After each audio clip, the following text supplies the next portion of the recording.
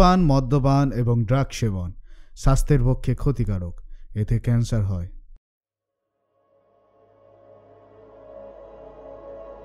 নমস্কার, bunch of স্টোরিজে আপনাদের স্বাগত।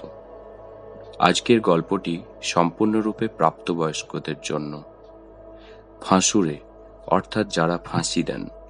পুরুষতান্ত্রিক সমাজে আমাদের এই ফাঁসুড়ে একটু ব্যতিক্রমী, কারণ তিনি হচ্ছেন মহিলা। হ্যাঁ, ঠিকই শুনেছেন, মহিলা ফাঁসুড়ে। কেন বা কি করে সে ফাঁসুড়ে হলো, চলুন শুনে নিই। আজকে আমাদের বিশেষ নিবেদন চিত্ত ঘোষালের ফাঁসুড়ে। চিত্ত ঘোষালের জন্ম 1933 সালের 16 আগস্ট আসামে। আজকে আমরা এই গল্পটি নিয়েছি চিত্ত ঘোষালের ফাঁসুড়ে ও অন্যান্য গল্প বইটি থেকে। শুরু হচ্ছে আমাদের বিশেষ নিবেদন ফাঁসুড়ে।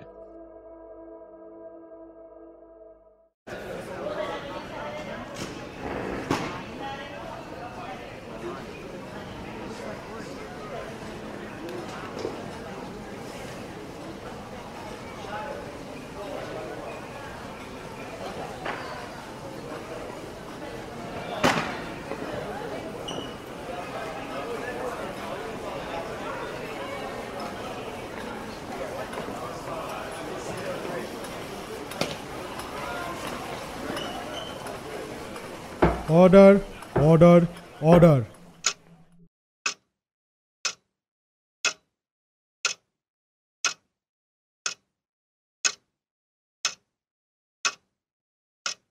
The according 345 code, this man hangs still until the death.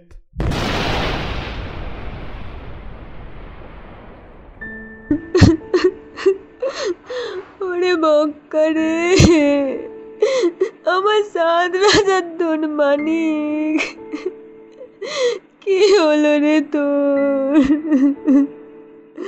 ওরে তুই যে আমার বলে বাবার দোর ধরা,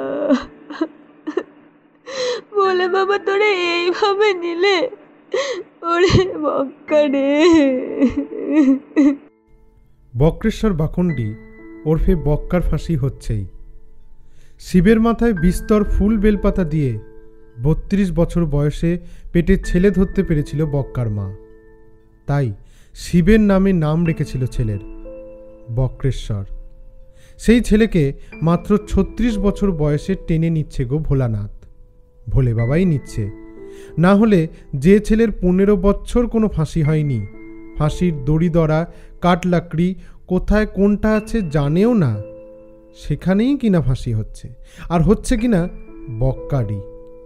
যে বক্কার জন্মও বাবার দয়ায়, নিজেও বাঁক কাঁধে ছুটেছে তারকেশ্বরে, এরপরে বাবার টান ছাড়া কিছু বলা যায়? 10 বছর আগেই লোয়ার কোর্টে ফাঁসির হুকুম হয়েছিল। বক্কার মুরব্বীরা বলেছিল, এরাই উড়িয়ে দেবে হাইকোর্ট।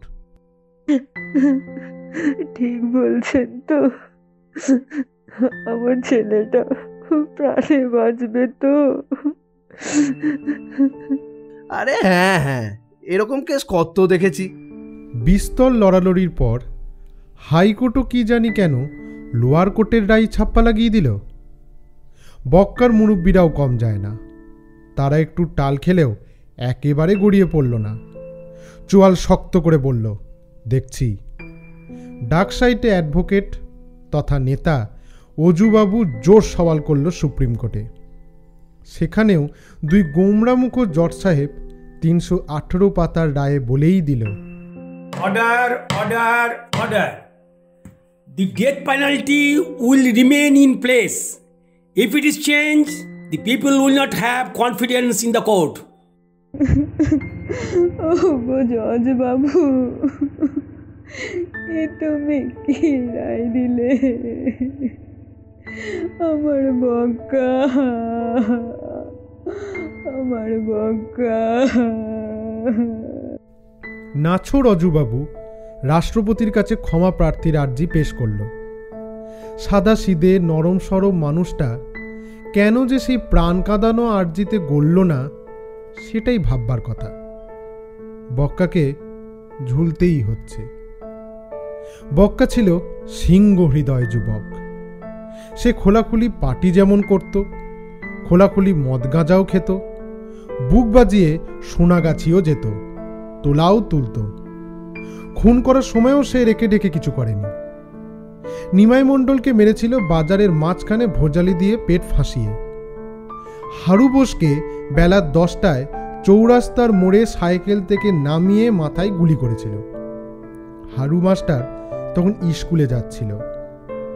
3 নম্বর খুনটা যদিও এত পরিষ্কারভাবে হয়নি, মেয়েটাকে ধর্ষণ করে তারপরে মেরেছিল না মেরে পরে ধর্ষণ করেছিল সেটা সন্দেহাতীতভাবে প্রমাণ হয়নি।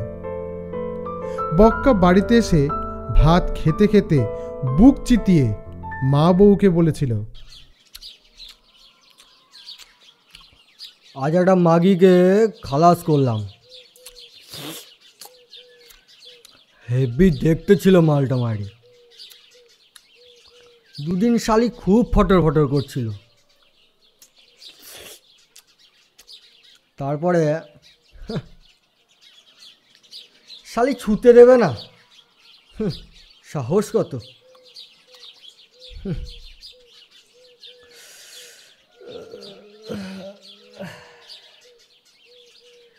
খুব ক্লান্ত লাগছে মাছ। কিরে মালতী, আজ হবে নাকি তোর সাথে? আজ তোকে খুশ করে দেব। এই সিংহ হৃদয় বক্কাই কিনা ফাঁসিতে চড়ছে। নিজের সাহস তো ছিলই, তার ওপর মুরব্বীদের সাহস পেয়ে পেয়ে তার সঙ্গে চুলু গাঁজার সাহস মিলে বক্কা প্রথম দুনিয়াটাকে হাতের মুঠোয়, পরে পায়ের তলায় ভাবতে শুরু করেছিল। ফলে বক্কা ঝুলছে। তার কাঁচা খেয়ে নেবার হুমকি উপেক্ষা করেও এত সব সাক্ষী যে এমন সব প্রমাণ নিয়ে হাজির হবে তা বক্কার কল্পনাতেও ছিল না। এই একটু কল্পনা শক্তির অভাবেই বেচারা বক্কাকে ঝুলতে হচ্ছে। ওই দিন অজুবাবুকে বেশ রেগেই বলেছিল, এ কি রে মারা, এ কি তোকে যে বললাম ওরা। তা বক্কা তো ঝুলবে। এইদিকে যে মহা সমস্যা, জেলা সাহেবের একেবারে মাথায় হাত। মঞ্চকুও রাজমিস্ত্রি ডেকে মেরামত করে নিলেই হবে। কিন্তু আর সব খোঁজ খবর নিয়ে তারও না হয় ব্যবস্থা করা যাবে। পায়ের তলা থেকে কাঠের পাটাতন সরিয়ে নেবার কলকবজা, হ্যাঁ সে সব ভেঙে চুরে মরচে পড়ে গেছে। হয়ে যাবে, এ সবই হয়ে যাবে। কিন্তু আসল লোক ফাঁসুড়ে, তাকে পাওয়া যাবে কোথায়? ফাইলপত্র ঘেঁটে জানা গেছে 15 বছর আগে শেষ ফাঁসিটা দিয়েছিল নন্দুডোম। তার পাত্তা লাগাতে পুলিশ সেপাই লাগানো হয়েছিল। সে খবর নিয়ে এলো নন্দু চোলাই খেয়ে খেয়ে উদুরি হয়ে মরেছে। বোঝো, তার আগের ফাঁসুড়ে বলাই ডোমকেও খুঁজে বের করা গেল, যদি কোনো রকমে চালিয়ে দিতে পারে আর কি। 80-র ওপরে বয়স, বাতে বয়সে একেবারে কুঁকড়ে গেছে। কাটি কাটি হাত সর্বদাই কাঁপে। বলেছে, বাবু গো, তোমরা আমায় মনে রেখেছ, এতেই ধন্যী আমি। ও কাজে জোর লাগে কবজির মনের। সে কি আর আমার আছে গো বাবু? তোমরা নতুন লোক নও, আমাকে নিয়ে যেও, কিছু দিও, আমি শিখিয়ে পড়িয়ে মানুষ করে দিয়ে আসবো। লোকে বোঝে না, এ বড় পুণ্যের কাজ গো বাবু, এ বড় পুণ্যের কাজ। পাপী এমনিতেই মলে যায় নরকে, সাজা পেয়ে ফাঁসি কাটে মলে, তাই সজ্ঞে গো বাবু, তাই সজ্ঞে। একজনকে সজ্ঞ পাইয়ে দেওয়া কত বড় কাজ বলো, তা আর বোঝে কজনে। বাঁধা মাস মাইনে থাকলে বুঝতে চাইবার লোকের অভাব হতো না। কবে 5-10 বছরে একটা পাপীকে সজ্ঞ পাইয়ে দেবার পুণ্য, সঙ্গে কিছু পয়সা এতে কার আর আগ্রহ থাকে? বরং পুণ্যের চাইতে পাপকে ঘেন্নাটা বেশি মনে হলেও কাউকে দোষ দেওয়া যায় না। পাকা সরকারি চাকরি, মাস মাইনে, বুড়ো বয়সে পেনশন, এসব থাকলে ফাঁসুরের কাজে যে কত পুণ্যি তা নিয়ে বিস্তর লোকে মাথা ঘামাত। থাক, ওসব তত্ত্বকথা এখন থাক। এখন জেলার সাহেবের সবচেয়ে বড় মাথা ব্যথা একটা ফাঁসুরে পাওয়া। কাছে পিঠে অন্য কোনো জেলও নেই। দূরে দূরে যে কটা আছে তাদেরও হাল একই হবে বলে মনে হয়। চিঠি চাপাটি চালাচালি করে বাজে বাজে সময়ও নষ্ট হয় শুধু। তার চেয়ে এ জেলের জন্য একটা ঠিকে ফাঁসুরে রাখা হোক, কাজ হলে পয়সা।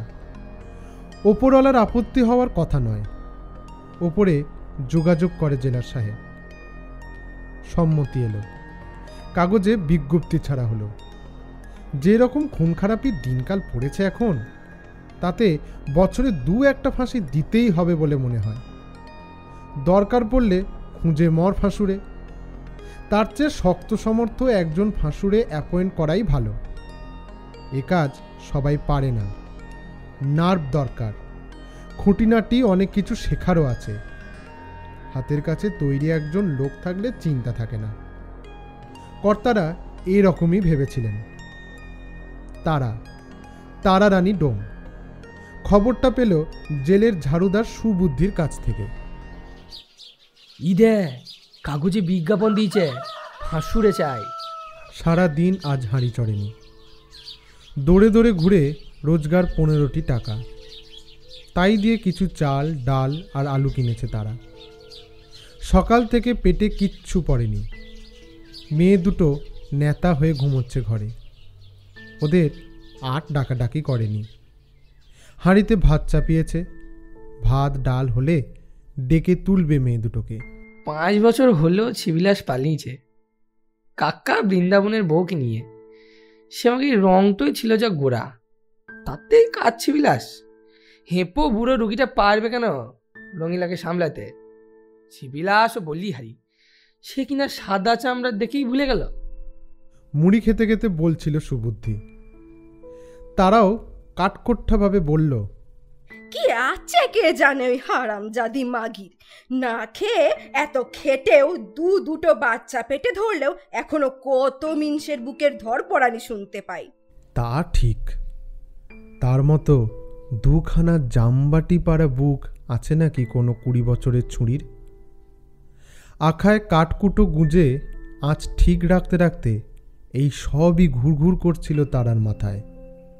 ছিবিলাস থাকতেও অভাব ছিল, যেতে চূড়ান্ত হয়েছে। তারা উঠোনে এসে দাঁড়িয়েছে সুবুদ্ধি। কি হলো কি? বিকেল পড়ে এলো, আধার ছুঁই ছুঁই। তারা আকাশে তাকায়। ঘরে কেরোসিন নেই, আনার পয়সাও নেই।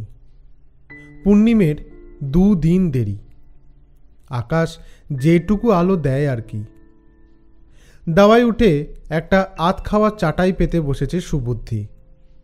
তারার মন রান্নায়। ভাত নামিয়ে ডাল ফোটাতে লেগেছে।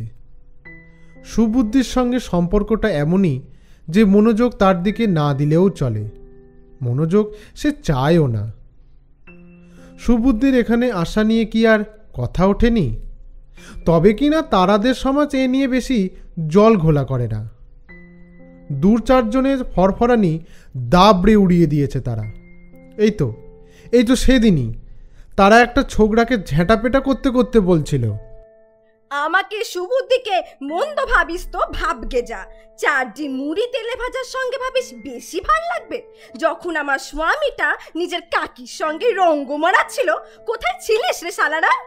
তারা বেশ কালো, কিন্তু চকচক করছে যেন পিতিমের মুখে গর্জন তেল মাখানো হয়েছে।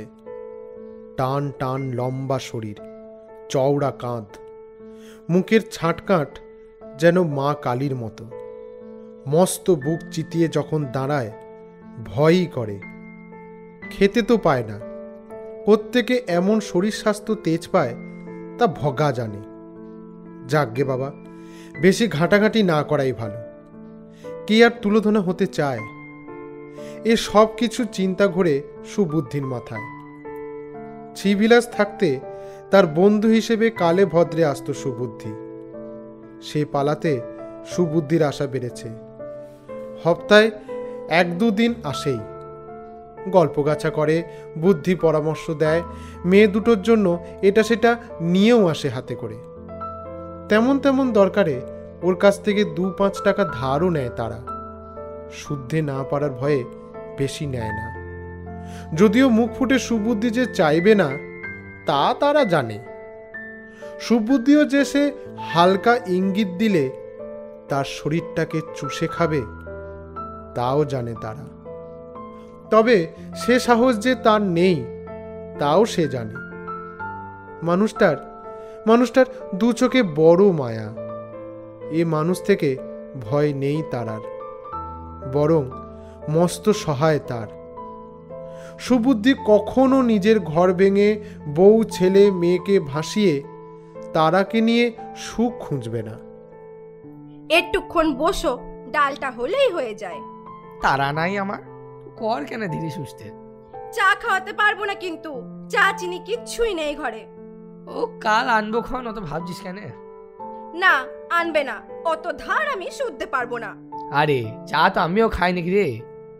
এটা যে ধার নয় এভাবে তা বোঝাতে চায় সুবুদ্ধি। থাক, কবে হপ্তায় 1-2বার চা খাবেন তার জন্য উনি আমার সব চা চিনি যোগান দিয়ে যাবেন। সুবুদ্ধি কথাটা টানে না। অল্প করে নিয়ে এলে কি আর বলবে, ও 2-4 কথা শুনে নেবে ক্ষণ। সুবুদ্ধি জানে ওই তেজি চেহারা, চাঁচা গলার আড়ালে মনটা বড় নরম। তারা যদি আশকারা দিত, দখল নিতে চাইতো তার, তখন সে নিজেকে কতটা ধরে রাখতে পারত তা নিয়ে কিছু সন্দেহ তো আছেই সুবুদ্ধির। প্রাণপাত করে মেয়ে দুটোকে আগলে রেখেছে, বাঁচিয়ে রেখেছে তারা। একদিন ছিবিলাসের কথা উঠেছিল। আগুন উগড়ে তারা বলেছিল, ওই নাম আমার সামনে তুমি আর করবে না। নিজের সন্তানের চাইতে একটা আদারে মাগির টান যে হারামির বাচ্চার কাছে বড়, সে শালার মুখে আমি যদি ওই হারামজাদি মাগিটাকে পাই না গেলে ওর কুটকুটানি আমি জন্মের মতো ঘুচিয়ে দেব। শিশুর বাপ যে কেড়ে নেয় সেই মাগি তো ডাইনি। সুবুদ্ধি চিনতে পেরেছিল তারার ভেতরের মাটাকে। বুঝেছিল তারা কোনো দিন চাইবে না সে তার বউ ছেলে মেয়েকে ছেড়ে আসুক, একটা ঘর ভেঙে তাকে ঘর দিক। মোটা দাগে দুজনের সম্পর্কের সীমানাটা টেনে দিয়েছিল। সুবুদ্ধি সীমানার বাইরে থেকে সম্পর্কের সুবাতাস নেয়, তারাও তাই বোঝে সুবুদ্ধি। রান্না নেমেছে, গোছান গাছান সারছে তারা। ত্রয়োদশীর চাঁদ হালকা করে আলো ছড়িয়েছে। নিকানো উঠোন, উঠোনের বকুল গাছ আর ওই জ্যোৎস্নায় হাসা পরিষ্কার আকাশটা ঘোর আনে সুবুদ্ধির মনে। কি গো, কথা কইছো না কেন? রান্নার জায়গাটা নিকোতে নিকোতে বলে তারা। না এমনি আর কি, সাজ হচ্ছে তো উঠছি এবার আমি।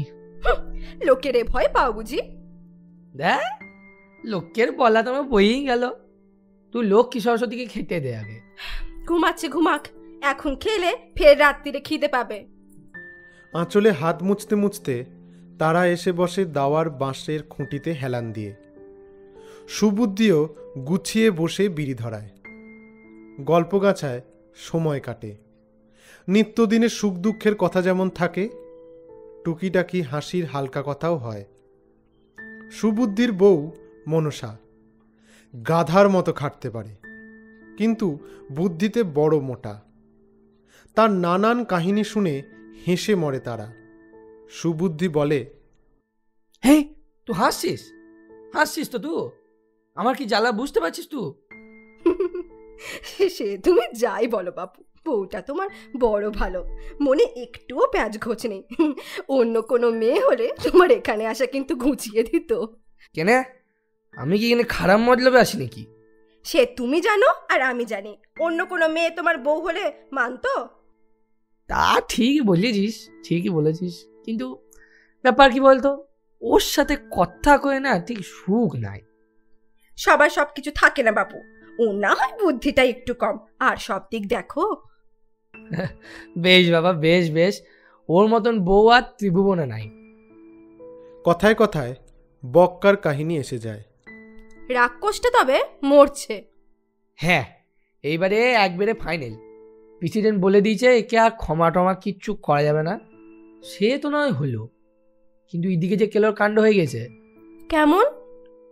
আমার ফাঁসুরে পাওয়া যাচ্ছে না, কর্তাদের রাতের ঘুম চটকে গেছে। সে কে গো? এত খুন খারাপি হচ্ছে দেশে, দোষীদের সাজা হচ্ছে না বুঝি? ফাঁসুরে ছাড়া জেল কি করে চলছে? করা ধরা পড়ছে, ধরা যদি পরেও একাধ কত বছর যে মামলার ফয়সালা হয় তার নাই ঠিক। কি যে কাণ্ড, এদের এই লড়তে টাকা জোগাতেও সালারা লোক জুটে যায়। তারপরে হাকিম জজেদের আবার দয়ার শরীর, পারতপক্ষে ঝোলাতে চায় না, লম্বা মেয়াদ দিয়ে ছেড়ে দেয়। দেখ না, আমাদের জেলেই শেষ ফাঁসি হয়েছে সেই 15 বছর আগে। ও মা! তবেই বোঝ কেন, 15 বছরে একটা ফাঁসি, কার ইন্টারেস্ট থাকে মা?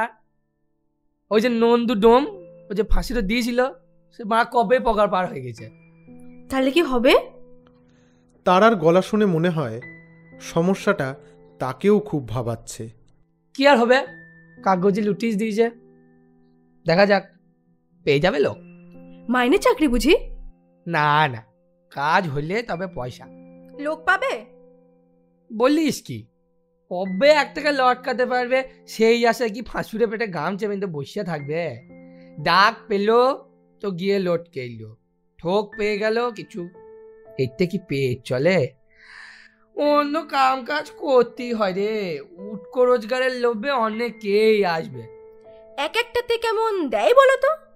এখন যে মাগি গন্ধার দিনকাল, 1-1.5 দেবে মনে হয়। আরে তোমার তো খবর নিচ্ছিস, তুই করবি নাকি? আমি করতে চাইলে নেবে আমাকে? হ্যাঁ পারবি, তুই একটা মানুষকে লটকে ফেলতে পারবি? আহ, মানুষ মারার কথা উঠছে কেন? হাকিম সাজা দিয়েছে, পাপের সাজা। হাকিম দোষ করেছে? কেউ কাউকে মারছে না, পাপী পাপের দণ্ড পাচ্ছে। তা মানছি, তবু একটা মেয়ে মানুষের পেরান তো। বক্কাদের তুমি মানুষ বলো? নিমাইদার মতো মানুষকে বাজারের মাঝখানে খুন করলো, আমি চোখের সামনে দেখলাম। ভজালি দিয়ে পেটটা ফালা ফালা করে ফেললো। ওই লক্ষ্যে বিষ বা কুপিয়ে মারতেও আমার পেরান কাঁপবে না। সে তুমি আমাকে রাক্ষসী ভাবো, তাতে আমার কচ্ছু। সুবুদ্ধি এক হাতে জ্বলন্ত দেশলাইয়ের কাঠি নিয়ে অন্য হাতে ধরা দুটো বিড়িতে আগুন ধরাচ্ছিল। কাঠিটা ফেলে দিয়ে একটা বিড়ি ঠোঁটে লাগালো, অন্যটা এগিয়ে দিল তারাকে। বিড়ি খা। কি বলছিলি? তোকে রাক্ষসী ভাবতে? তোকে আমি কি ভাবি সেটা তুই জানিস, আমাকে তুই কি ভাবিস তাও আমি জানি। বল কি যাই না? তারা উত্তর না দিয়ে বিড়ি টানে। মাঝে মধ্যেই এমন হালকা হালকা প্রেমালাপ চলে। মনে মনে সিনেমার রোম্যান্টিক দৃশ্যও ভাবে সুবুদ্ধি, কিন্তু মনের কথা মুখে বলতে পারে না। ভাবে বিয়ে হওয়া মেয়ে মানুষ কি কখনো পরপুরুষকে ভালোবাসার কথা বলতে পারে? হঠাৎ তারা বলে, কাজটা আমি পেতে পারিনি। তারা যে সরাসরি সত্যিই ফাঁসুরের চাকরি চাইতে পারে তা ভাবতেই পারেনি সুবুদ্ধি। এতক্ষণ যা বলছিল তাও ভেবেছিল কথার কথা। সময় নিয়ে সুবুদ্ধি বলে, তুই ফাঁসুরে হবি? বললাম তো হব। মাঝে মধ্যে 1-1.5 পেলে মেয়ে দুটো আমার খেয়ে পড়ে বাঁচবে, স্কুলে দেব। যা খুন খারাপি হচ্ছে তাতে 1-2 ফাঁসি হবে। পেলে কাজ আমি করব, তুমি বলো কাজটা আমি পাবো কি করে? তারার জেদের কথা জানা সুবুদ্ধির, অকারণে কথা বাড়ায় না। বলে, ইয়ে মানে মেয়ে ছেলে লিখবে না এমন তো বলে নাই, লেখাপড়ারও দরকার নাই, করিয়ে দে তো দরখাস্ত, কপালে থাকলে লেগে যাবে। কি করে করব? আমি কি লেখাপড়া জানি নাকি? আরে না না, বড় বাবুকে দিয়ে লিখিয়ে এনে দেবো, তো শুধু বুড়ো আঙুলের টিপ ছাপটুকু লাগিয়ে দিস। সুবুদ্ধি মনে মনে জানে কর্তারা সব পাগল হয়ে যায়নি যে মেয়ে ফাঁসুরি নেবে। সে চায়ও না যে তার ভালোবাসার মানুষ এই কাজটা করুক। যদি কোনো অসম্ভব অবিশ্বাস্য কারণে কাজটা পেয়েই যায় তারা, সে কেন বাধা হয়ে দাঁড়াবে? তাছাড়া ভালোবাসার মানুষের সাথে মিথ্যের খেলা খেলতেও তার ঘেন্না।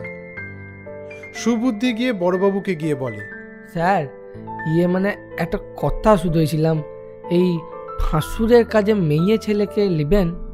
নেবে না এমন কথা লেখেনি, ওই নেবে বলে মনে হয় না। কেন, তোর বউ দরখাস্ত করবে নাকি? হ্যাঁ, ও মাগি হবে ফাঁসুরে। একটা মুরগি কাটতে বলে মুড়তে ফেলে। আমাদের চেনা জানার মধ্যে আছে একজন, আমাদের সজাত, তা খুব সাহস, পাইবে, গরিবও খুব, পেইলে করবে। সুবুদ্ধি তার ভালোবাসার দায়িত্ব পালন করে। অনুরোধে বড়বাবু দরখাস্ত লিখে দেন। সুবুদ্ধি তারা টিপছাপ লাগিয়ে এনে জমা দেয়। এবং কি আশ্চর্য, দিন দশেকের মধ্যে ইন্টারভিউতে ডাকও পেয়ে যায় তারা। সরকারি কাজ এমন গড়গড়িয়ে এগিয়ে যাওয়ার কারণ আদালতের হুকুম। মাইল 20 পথ, খানিক পায়ে হেঁটে, তারপর লোকাল ট্রেন, তারপর নেমে বাস। ইন্টারভিউ দিন তারাকে নিয়ে যেতে যেতে সুবুদ্ধি বলে, হারে লোককে জানলে কি বলবি? মেয়েরা বড় হলে জানলে কি বলবি? জানবে কেন, তুমি বলে বেড়াবে নাকি? এমন করছো যেন কাজটা আমি পেয়ে গেছি। আহা, রাগ করিনি, আসলে তোকে বলতে চাইছি যে তুই সাহেবদের সামনে এমন ভাব করবি যেন খুব কড়া ধাতের মানুষ। তুই আমি যে কড়া ধাতের তা তুমি একদিনে বুঝলে বুঝি? তুই কি মার, আমি হারে হারে বুঝে গেছি। তবে ঘরে ঢুকে বাবুদেরকে পেন নাম করবি কিন্তু। বসার ঘরেও 9 করে জনা 30 হাজির। চোখ বুলিয়ে নেয় সুবুদ্ধি। এত আবেদনকারীর মধ্যে একজন মেয়ে মানুষ। এদের মধ্যে তারার উপস্থিতি বাস্তবিকই মহিমান্বিত করে। সোজা পিঠ, চওড়া কাঁধ, তার সঙ্গে মানানসই পালিশ করা কাঠের মতো 2খানা বাহু, পান পাতা মুখে, কাটা কাটা ঠোঁট নাক, চকচকে বড় বড় 2 চোখ। টেনে চুল আঁচড়ে একটু উঁচু করে খোঁপা বেঁধেছে। লাল সবুজে ছোপ ছোপ ছাপা শাড়ি, সঙ্গে হাটে কেনা ফাটো ফাটো ব্লাউজ। একটা বুড়ো মতো লোক এসে বলে, কে আছেন? নীলকান্ত তাম্বুলি। 11 নম্বরে ডাক আসে তারারানী ডোমের। সুবুদ্ধি বলে, যা যা, ঘাবড়াস নি কিন্তু। স্বয়ং ডিএম সাহেবা ইন্টারভিউ বোর্ডের প্রধান, সঙ্গে জেলার সাহেব, আরও 3 আমলা। তারা ঘরে ঢুকেই মাথায় 2 হাত ঠেকিয়ে বলে, আগে পেন নাম হই। ডিএম সাহেবা দাপুটে মহিলা, কড়া ধাতের। তারাকে প্রথম দর্শনেই তিনি মুগ্ধ। স্বাস্থ্যের মতো সাহস তার আত্মবিশ্বাসেও ঠিক রচ্ছে। ডিএম সাহেবা বললেন, বসুন। আপনি আমাকে তুমি বলেন না কেন মা জননী? বসতে বসতে তারা বলে। এক আমলা মৃদু ধমক দেয়, মা জননী আবার কি? ম্যাডাম বলো, হুজুর বলো। আহ, বলতে দিন না। তোমার নাম দেখছি তারারানী ডোম। আগে হ্যাঁ। তোমার সিঁথিতে সিঁদুর, হাতে লোহা। তোমার এ কাজে স্বামীর মত আছে? সে আমাকে 2 মেয়ে শুদ্ধ ফেলে নিজের কাকির সঙ্গে পালিয়েছে। মেয়ে দুটোকে নিয়ে আমি বড় কষ্টে আছি। কাজটা পেলে আমার একটু সুসার হয় আর কি। সে তো বুঝলাম, কিন্তু ফাঁসি দিতে পারবে তুমি? পারবে একটা মানুষকে মেরে ফেলতে? ফাঁসি আমি কেন দেব? দেবেন তো হাকিম সাহেব। আমি কে? আমার কাজ শুধু হাকিমের কাজ মান্য করা। হাকিম সাহেব কাউকেই মারেন না, পাপের সাজা দেন শুধু। Quite interesting, intelligent too. DM সাহেবের গুণগ্রাহিতা লক্ষ্য করে অন্যদের মাথাগুলোও সমর্থনে নড়ে ওঠে, বেশি করে জেলার সাহেবের। বিশেষ একটা কারণও আছে তার। মেয়েদের বুকের দিকেই বরাবর তার ঝোঁকটা প্রবল। তারারানীর বুকের ওই বিশাল আয়তন সত্ত্বেও অমন তাজমহলের মতো চূড়ার মতো ঔদ্ধত্য কী করে সম্ভব, সেই রহস্যের চিন্তাতেই বিভোর ছিলেন। কোনো দিন আসবে কি ওই বুকটা পরখ করার সুযোগ? না না, পদমর্যাদা খেলাপ তিনি করবেন না, গৃহিণীর প্রতি বিশ্বাসঘাতকতাও না। কিন্তু নান্দনিক দৃষ্টি সুখে বাঁধা কি? নিন, এবার আপনারা জিজ্ঞেস করুন। দিন সাতেকের মধ্যেই সুবুদ্ধিকে তুমুল অবাক করে দিয়ে তারারানীর নিয়োগপত্র চলে আসে। তারা নিজে কেউ আশা করেছিল? দুজনেই বিস্ময়, নিজেদের মধ্যেই সব গোপন রাখে। এত বড় খবর, অথচ কাউকে বলার কোনো উপায় নেই। সুবুদ্ধি ভ্যাল ভ্যাল করে তাকায় তারার মুখের পানে, আর তারা ভেতরে শিরশিরিনি ঢাকতে আরও কঠিন করে মুখের ভাব করে। বলাইডোমকে সরকারি গাড়িতে চড়িয়ে রাজকীয় সমাদরে নিয়ে আসা হয়। 3 দিনের চুক্তি, তারাকে শিখিয়ে পড়ে পোক্ত করে দিয়ে যাবে। দিনে 100 টাকা করে দক্ষিণা, সরকারের গাড়িতে আসা যাওয়া, খাওয়া ফ্রি। বলাইডোমকে পায়ে হাত দিয়ে প্রণাম করে তারা। করিস কি 80 বছরের হাড়গুলো তো আর তা হতে দেয় না। তুই তো শ্মশানকালীর বিগ্রহ রে মা, সন্তানকে মুক্তি দিতে এসেছিস। আহা কি মূর্তি, কতবার তোকে স্বপ্নে দেখেছি রে মা। বড় পুণ্যের কাজ রে মা, বড় পুণ্যের কাজ। একদিনে মা নিজে এলো সন্তানের পাপ ঘুচোতে। পাপি পৃথিবীতে, এই পৃথিবীতে যদি সাজা না পেয়ে নরকে যায়, তার কষ্টের আর শেষ থাকে না। 100 বছর ধরে কাউকে তেলে ফোটানো হচ্ছে তো হচ্ছে তো কারো পেছনে লোহার শিক ঢুকিয়ে দিয়ে মাসের পর মাস রেখে দিয়েছে।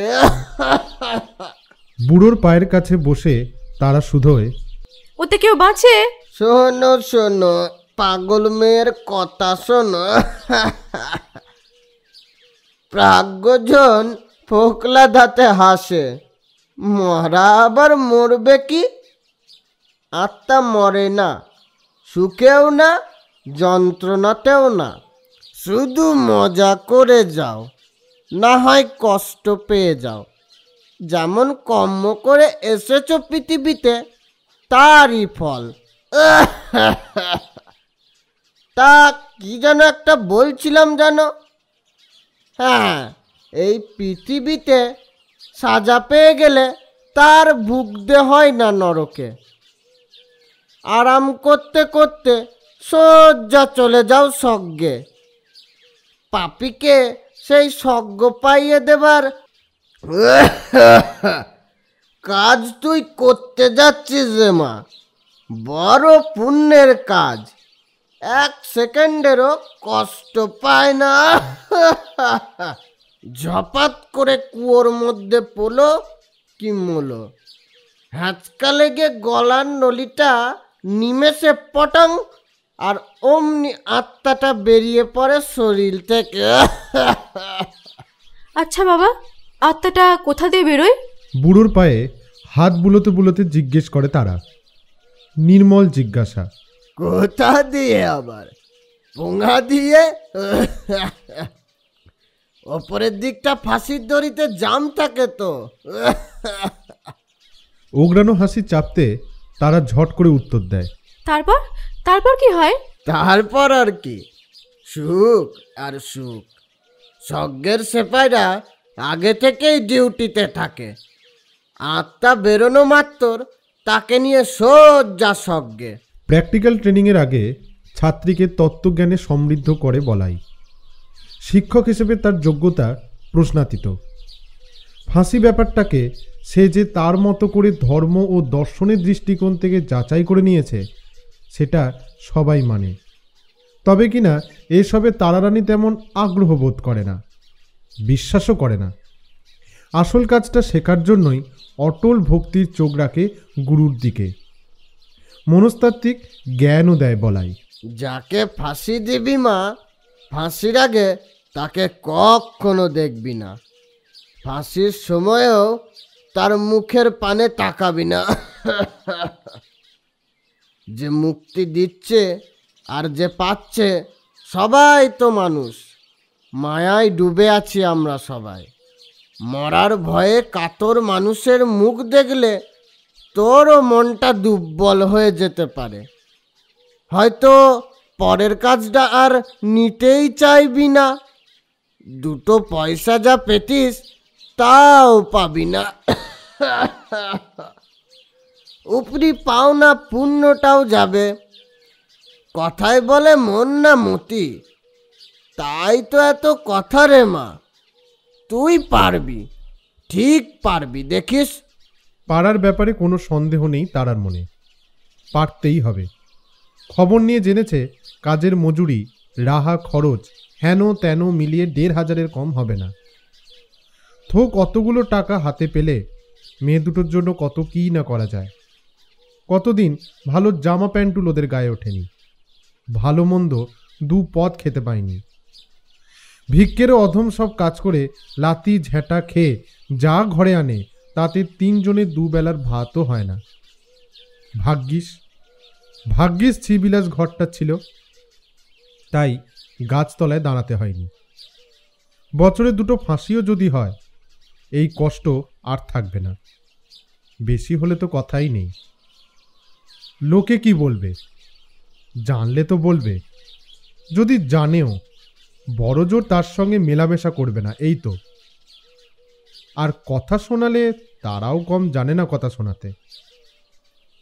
অধর্ম করছি, চুরি করছি না, বেবুসে মাগি হয়ে গেছি। রীতিমতো সরকারি কাজ করে পয়সা পাচ্ছি। পাপিকে সাদা দেওয়া যদি ঘেন্নার কাজ হয় তবে বলো হাকিম সাহেবকেও ঘেন্না করি। তোরা ভয় কাতুরে কেন্নর জাত, এ কাজ তোদের দিলেও করতে পারবি না। হিম্মত লাগে, বুঝলি, হিম্মত লাগে। এই সব নানা কাল্পনিক কথোপকথন ও চিন্তার সুখ হঠাৎ কখনো কখনো কেমন একটা ভয় মেশানো কষ্টে চির খায়। তৎক্ষণাৎ নিমাই মণ্ডলে খুন হওয়ার দৃশ্যটা মনে পড়ে তারার। অদ্ভুত ফল পায়। বক্কার মতো রাক্ষসকে ফাঁসি দেওয়া পুণ্যের কাজ, সুখের কাজ। আলটপকা এসে পড়া কষ্ট ভয় পালাতে পথ পায় না। ফাঁসির দড়ি মাজা, গিঁট দেওয়া যত্ন করে তারাকে শেখায় বলাই। পুলির কাজ, পাটাতনের কাজ ভালো করে বুঝিয়ে দেয়। পরিষ্কার করে তেল গ্রিজ মাখিয়ে সরগর করে তারা। চেয়ারে বসে বসে সব খুঁটিনাটিতে নজর রাখে বলাই। টেকনিক্যাল শিক্ষা শেষ হতে বলাই আবার ছাত্রীর মন তৈরিতে ফাইনাল টাচ দেয়। স্মৃতি থেকে যথাযথ একটি দৃশ্য রচনা করে। রঙ্গমঞ্চে বসেই শেষ দৃশ্যের কাল্পনিক স্টেজ রিহার্সাল চলে।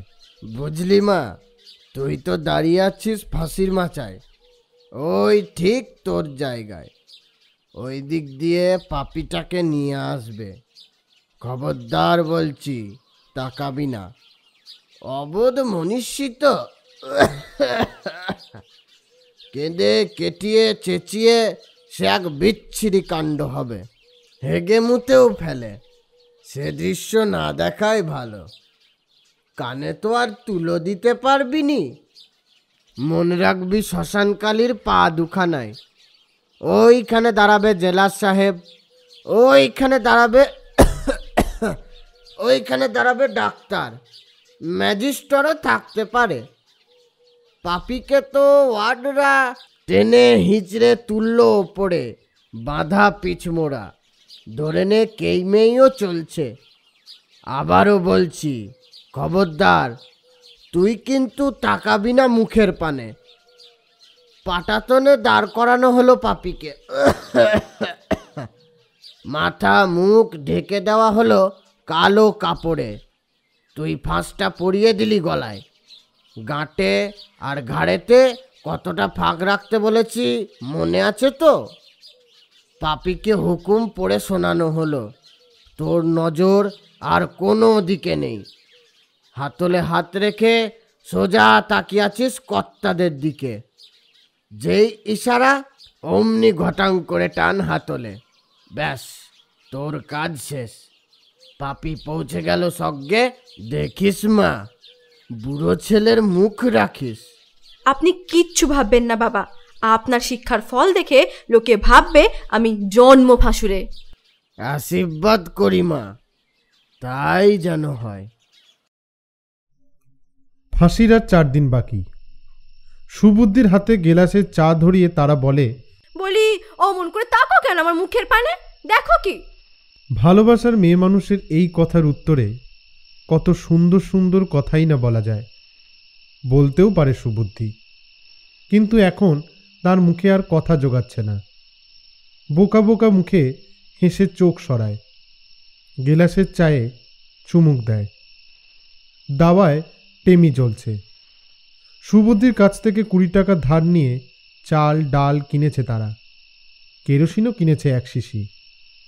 ধার চাইতে অন্য দিনের মতো 10 বার করে কিন্তু করেনি, বরং বেশ সহজভাবেই বলেছে, দাও দিনি 20 টাকা, কাজ হয়ে গেলে সুদে দেব। এমন করে কথাটা বলল যেন আর 5টা কাজের মতোই ফাঁসিও একটা সাধারণ কাজই যেন। কোথায় মুখ নামবে, গলা আড়ষ্ট হবে তা নয়, বেশ ঢেউ তুলে এমনিতেই চড়া গলা আরও চড়িয়ে বলল যখনই ওই ফাঁসির কথাটা উঠছে।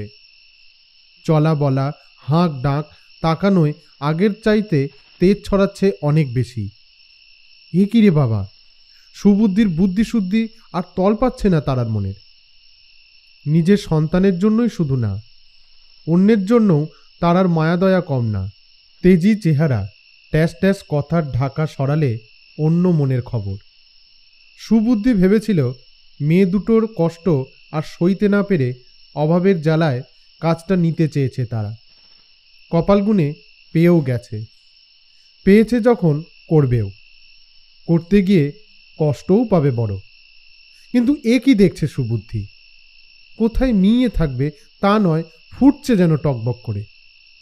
না, মানুষের মন, বিশেষ করে মেয়ে মানুষের মন কবে কে বুঝেছে, এমনকি ভগবানও না, অসম্ভবই বলা যায়।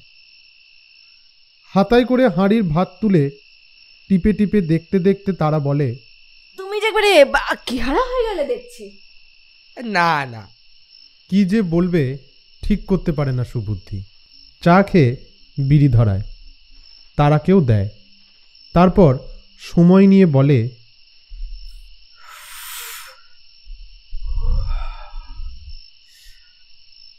তোর মন ঠিক আছে তো রে তারা?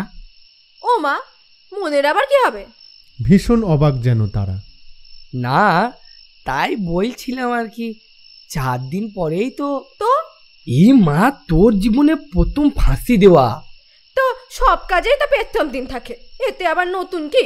আরে ফাঁসি দেওয়ার অন্য কাজ কি এক হইল? তফাৎটা কি? কাজ করো, মজুরি নাও, একেবারে সোজা কাজ। শিখে নিয়েছি সবকিছু। আহা, মাসে যদি একটা করেও ফাঁসি হয়, কেন যে হাকিমগুলো এত কেপনের মতো ফাঁসির হুকুম দেয়? আরে বাবা, তোদের বাপের সম্পত্তির ভাগ দিচ্ছিস নাকি কাউকে? এত কেপনতা কেন? এরপর সত্যি কিছুক্ষণ একেবারে বাক্যিহারা হয়ে থাকে সুবুদ্ধি। এ কোন তারা রানীকে দেখছে সে? এ কি মা কালীরই বংশের কেউ টেউ নাকি? চেহারায় সেই রকম বংশের ধারা মতো একটা ভাবও আছে, দুর্গার মতো তেজও কম না, তবে তার বর্ণ দুধে আলতায়। না, কালীরই বংশের কেউ টেউ হবে। বিস্ময়ে সম্ভ্রমে বড় অসহায় বোধ করতে থাকে সুবুদ্ধি। তোমার হলো কি বলো তো? একসময় তারা শুধোয়, অমন ঢ্যাপ হয়ে বসে আছো কেন? না না, সহজ হবার চেষ্টা করে সুবুদ্ধি। আচ্ছা তারা, তোর ভয় করছে না? ভয়? ভয় কেন করবে? তোমার কথা শুনে মনে হলো আমি ভয় পেলে তুমি খুশি হতে। না না, তা কেন, তবে তোর এত সাহস যেন আমি ঠিক বিশ্বাস করতে পারছি না। সাহসের দেখেছ কি? আমার মেয়েদের বাঁচাবো, ওদের বাঁচাতে আমিও বাঁচবো। তার জন্য কত সাহস জমা আছে আমার বুকে তুমি ভাবতেও পারবে না। তাছাড়া আমি হচ্ছি শ্মশানকালীর বিগ্রহ। তারার খিলখিল হাসি সুবুদ্ধির বুকে কাঁপন ধরায়। মিনমিন করে বলে, তার মানে? সে তুমি বুঝবে না। সে জানে আমার ধম্মবাপ বলাই ডোম। অকুল রহস্য পাথারে হাবুডুবু খায় সুবুদ্ধি। ভয় ভয়ও করে কেমন। এই নারীকেই কিনা সে কামনা করে, যে হলেও হতে পারে মা কালেরই কোনো দুঃসম্পর্কের কেউ তাকে। বিয়ে তা হতে পারে না জেনেও মনে মনে শুতেও চেয়েছে। অজান্তে পাপই হয়ে গেল কি?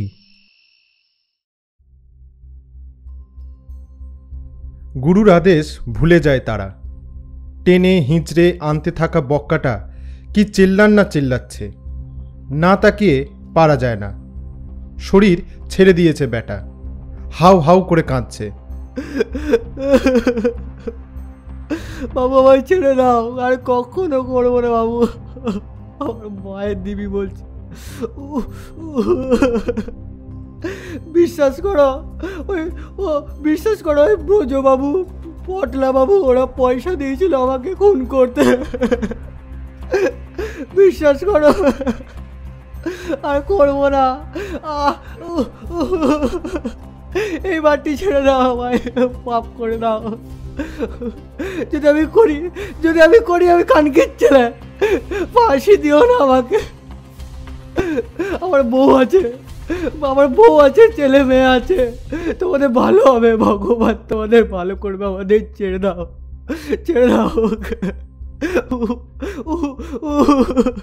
সিপাহীদের হাত থেকে বক্কা একরকম ঝুলেই আছে। ল্যাগব্যাগে পা দুটো ঘষ্টাচ্ছে শানে, উথালি পাথালি দিচ্ছে, মুতেও ফেলছে। শানে পেচ্ছাপের দাগ পড়ছে। প্রায় চলে এসেছে ফাঁসির মাচার দিকে। মুখ ঘুরিয়ে সামনে কটমট করে তাকায় তারা, বিড়বিড় করে আপন মনে। কাকে বলে কে জানে? লালচে রাগী চোখ আর পাথুরে মুখ নিয়ে তার কাজটুকু সেরে ফেলে তারা।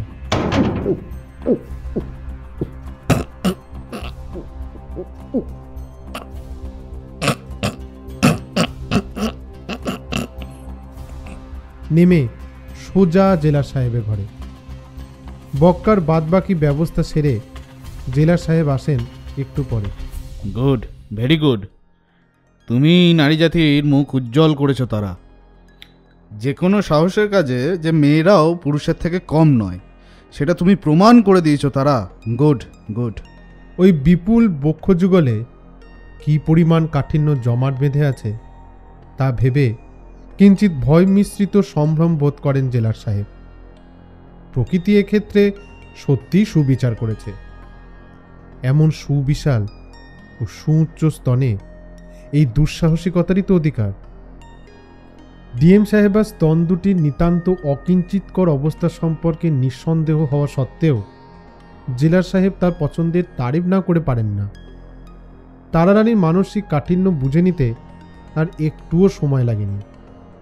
ফাঁসি দেওয়া যেন জল ভাত, হাত একটুও কাঁপল না। সাহেব শব্দটিতে আবেদন রাখে তারা। বলো।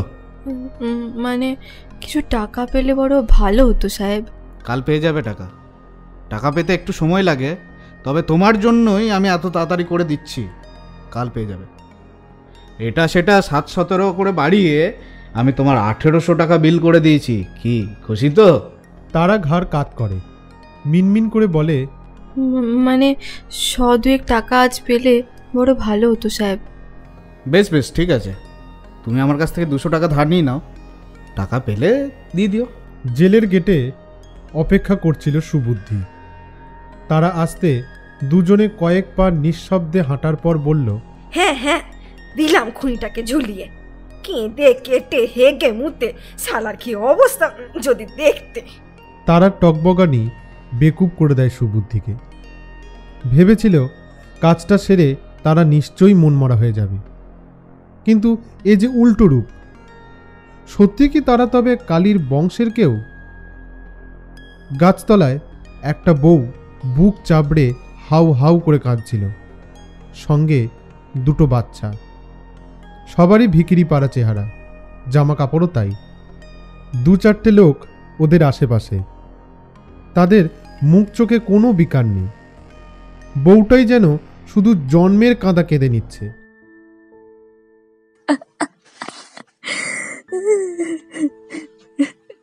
তারা শুধোয়, আচ্ছা বউটা মন করে কাঁদছে কেন গো?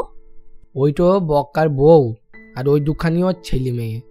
খানিক গিয়ে রাস্তাটা বাঁয়ে বেঁকেছে, ওখান থেকে বাস ধরা। সুবুদ্ধি বলে, কিছু খাবি তো? শুধু একটু চা খাবো। হ্যাঁ, শুধু চা? সেই ভোর থেকে কিছু খাসনি রে? একেবারে চান টান করে খাবো, এখন শুধু চা।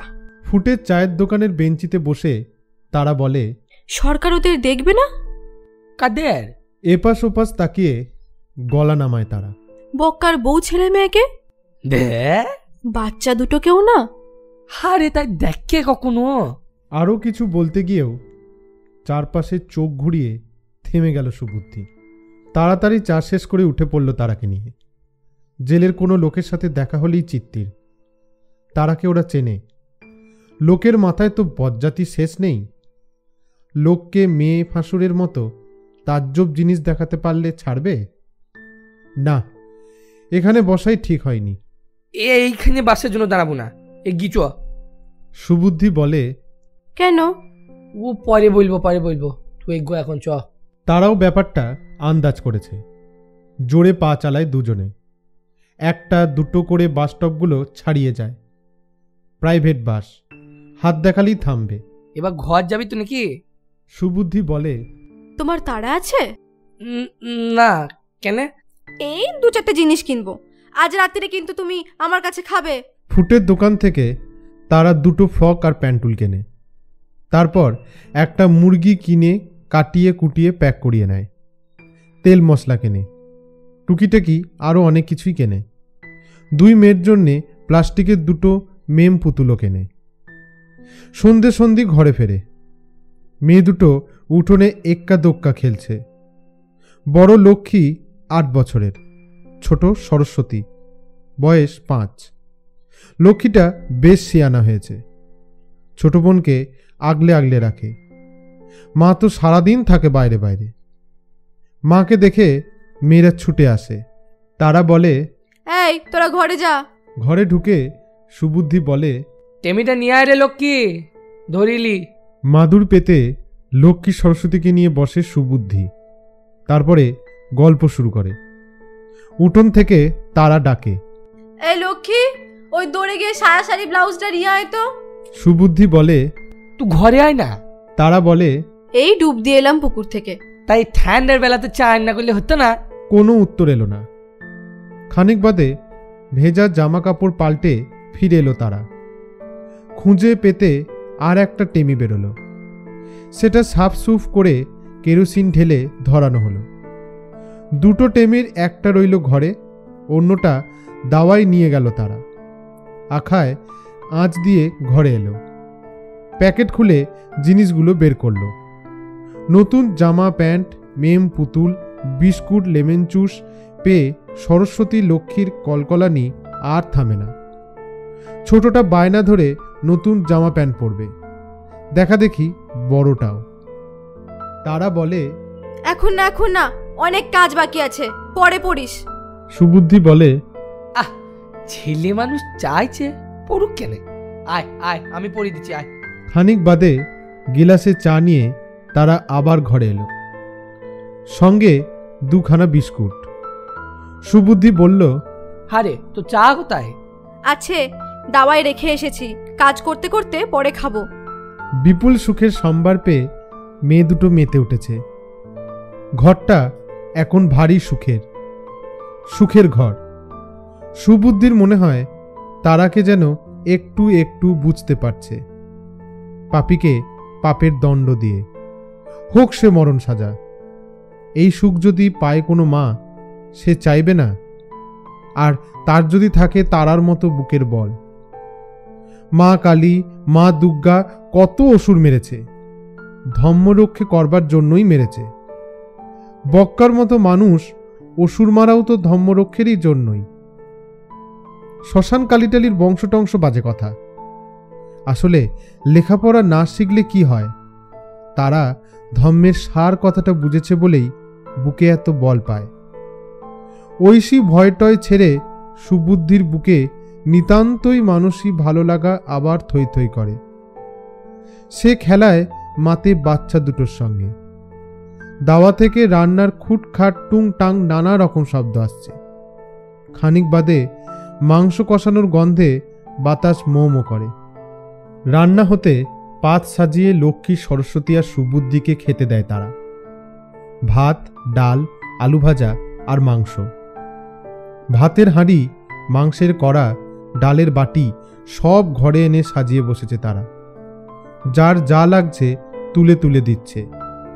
সুবুদ্ধি বলে, তুইও একসঙ্গে বসে পড়লি পারতিস, জোন তো ভালো। তোমরা খেয়ে নাও, আমি পরে বসবো, নইলে দিতেও সুবিধে হয় না। তোমরা খাও, আমি আসছি। সুবুদ্ধি বলে, কি হইলো?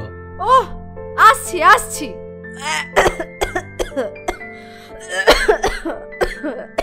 কেমন দমচাপা স্বরে বলতে বলতে ঘর থেকে তাড়াতাড়ি বেরিয়ে যায় তারা। তারপর একরকম দৌড়েই ঘর থেকে একটু দূরে বাঁশঝাড়ের পাশে কাঁচা নর্দমার ধারে বসে বুক পেটের পাক খাওয়া কষ্ট উগড়ে দিতে থাকে।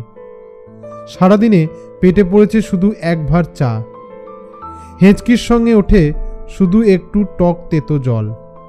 কিন্তু হু হু করে জল নামে দুই চোখ থেকে, গলা বুক ভাসিয়ে।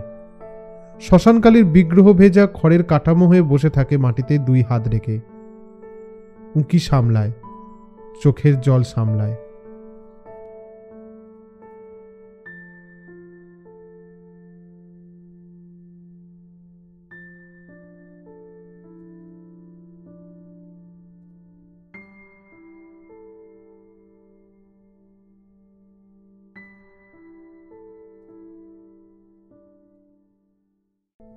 শুনছিলেন চিত্ত ঘোষাল রচিত ফাঁসুরে। গল্পের বিভিন্ন চরিত্রে সৈমী, সঙ্গম, তুহিন, রুদ্র, সৌভিক, প্রেরণা। গল্পের কথক, সূত্রধর ও পরিচালনায় রুদ্র। ধ্বনি পরিকল্পনা, আবহ সঙ্গীত এবং জেলার সাহেবের চরিত্রে দেবাদিত্য। তথ্য পরিচয়ে আমি ভার্গব। গল্পটি ভালো লাগলে প্লিজ চ্যানেলটিকে সাবস্ক্রাইব করে শেয়ার করে দেবেন, যাতে আমাদের গল্প আরও অনেকের কাছে পৌঁছে যেতে পারে। আপনারা ভালো থাকবেন, সুস্থ থাকবেন।